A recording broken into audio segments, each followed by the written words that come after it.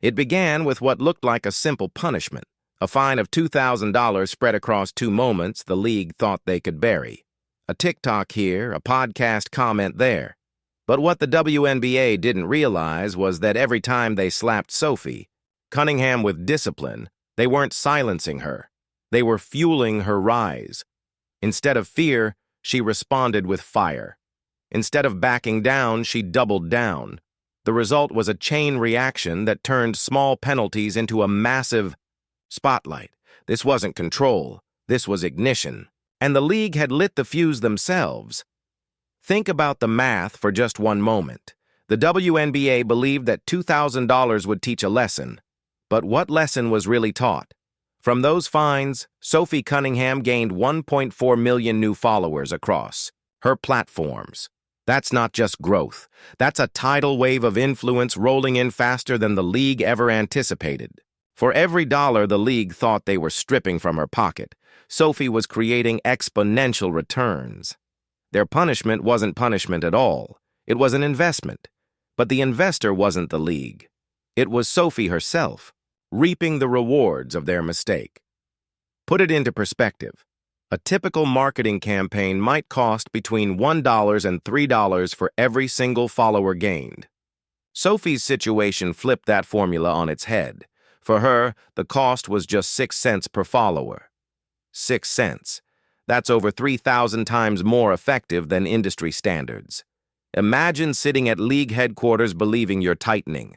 Control, only to find you just sponsored the most successful viral campaign in women's basketball history. The irony is staggering. The league thought they were buying silence. What they purchased instead was Sophie's megaphone, louder than ever, echoing across the internet. And this megaphone wasn't accidental. The timing of Sophie's comments, the placement of her criticisms, and the way she positioned herself, these weren't clumsy mistakes. They were chess moves. Her podcast, Show Me Something, launched at the exact moment she made the comments that brought the fine crashing down. That wasn't coincidence. That was strategy. She used the league's punishment as a launchpad for her independent empire. Millions of impressions, a new media identity, and freedom from the cage of league-sanctioned narratives. Sophie wasn't just reacting to the WNBA. She was rewriting the rule book in real time. The empire she's building doesn't just live inside the WNBA's walls, it stretches far beyond. Her podcast is co-hosted with Wes Wilson from Bravo Summerhouse and distributed by iHeart and The Volume. That means Sophie's voice isn't just bouncing around basketball fans, it's crossing into reality TV audiences, entertainment circles, and broader cultural pipelines. That's dangerous for league executives because it creates something they can't control: crossover influence. She's not just a role player anymore. She's an independent media figure plugging herself into industries that thrive on authenticity and controversy. That makes her a star in spaces the league can't reach. The impact of this crossover is already visible in dollars and sales. Sophie Cunningham's jersey was completely sold out by July. Her personal merchandise was gone in a flash, pre-viral. Fame. Her sponsored posts might have brought in $10,000 before. Now they're estimated to be worth $20,000 per post and climbing. That's not punishment.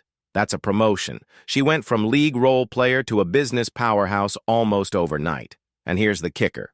Reports claim Lakers owner Jeannie Buss has already reached out, exploring potential collaborations. Sophie isn't just building momentum, she's positioning herself at the center of a new entertainment wave. But the power isn't just about business. It's also about her role on the court. And here the story takes a sharp turn. Sophie Cunningham has aligned herself directly with Caitlin Clark, not just as a teammate, but as an enforcer. Industry insiders whisper that Indiana Fever coach Stephanie White brought Sophie in for one reason: to protect the league's most valuable star. Clark herself reportedly thanked her after their first major altercation, saying, "Finally." In the locker room, that's more than respect. That's strategy. Sophie Cunningham isn't just playing the game anymore. She's reshaping it. Another player. She's a shield around the WNBA's brightest light. And here's where it becomes truly fascinating. Sophie Cunningham isn't just riding Caitlin Clark's popularity, she's multiplying it. Analysts call it the engagement multiplier effect.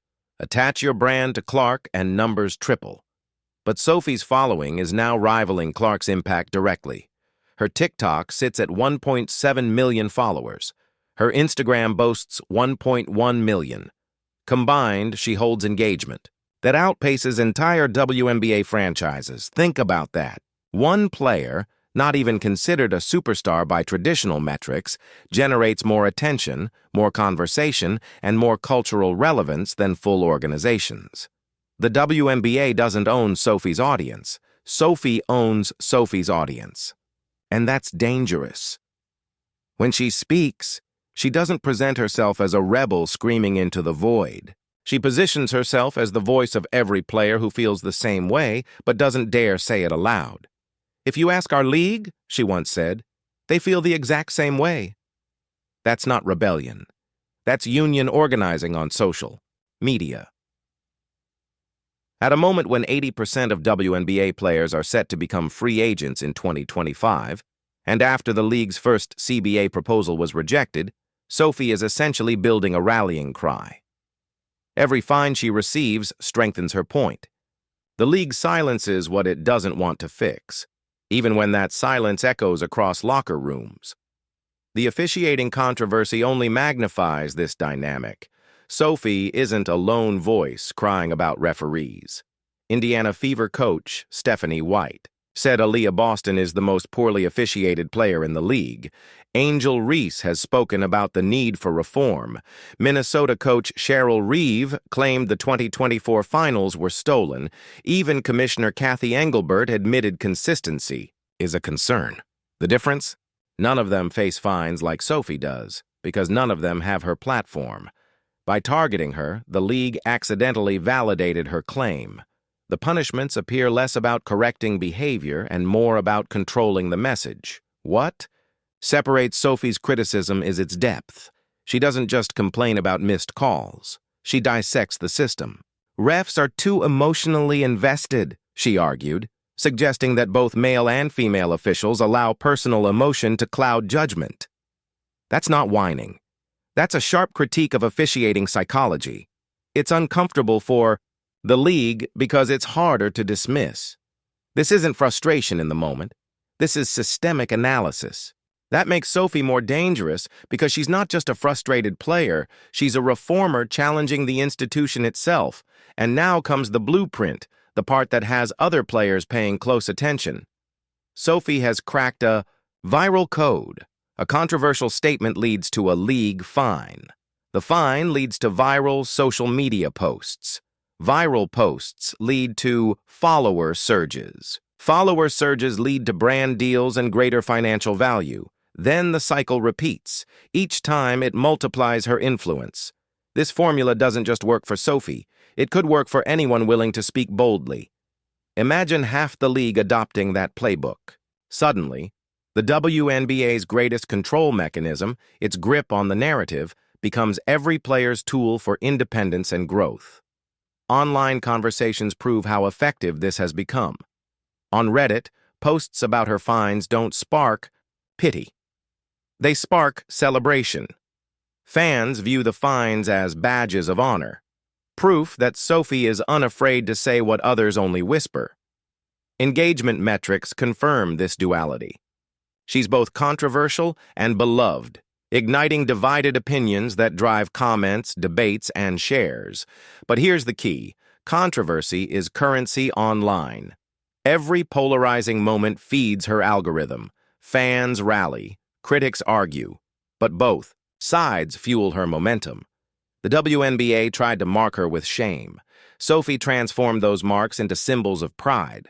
Traditional sports media has taken notice, and that changes everything.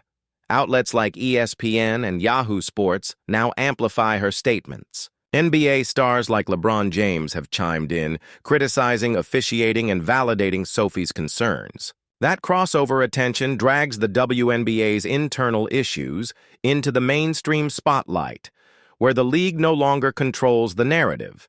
They can't silence ESPN. They can't silence LeBron.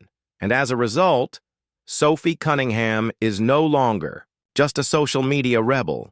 She's becoming a recognized voice for a larger movement.